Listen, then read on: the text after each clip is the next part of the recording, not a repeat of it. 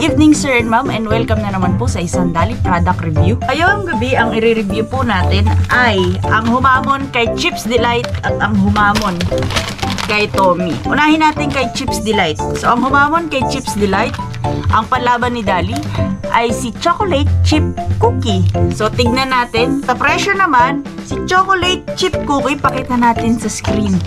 So yan yung actual picture doon sa Dali Store. Si Chocolate Chip Cookie ay 11 pesos and 50 centavos. Salang si Chips Delight ay 12.25, which is katabing-katabi o magkatabi sila sa gondola ni Dali. Sir and ma'am, sa price difference ay 75 cents. Ang next product natin ay ang pantapat ni Dali sa paboritong chichirya ng mga batang 90s, si Tommy. At ang kanyang panlaban ay si Corn Chips. Oh. Si Tommy Corn Chip Sweet Corn ay 6 pesos and 50 cents ang isa. Chipsy Corn Chips ay kung makikita nyo sa screen ay 5 pesos. Ito medyo malaki ang matitipid natin kasi 1 pesos and 50 cents compared dun sa kanina na 75 cents. Pero tipidity is tipidity. Si Chipsy Corn Chips ay may iba pang variant. Ipakita natin sa screen. Kung makita nyo dyan is color blue isa, nacho cheese. Hindi lang ako nakabili kanina pero ang feeling kong katapat niya ay si Mr. Chips. So, pakita rin natin yung sa video kung ano yung tsura ni Mr. Chips. Yan, yung masarap sa usaw sa mayo. Kung sa aking kanan ay si Chips Delight. At eto sa kabila, si Chocolate Chip Cookie. Almost very the same ang itsura.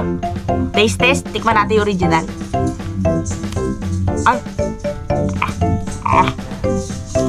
Next.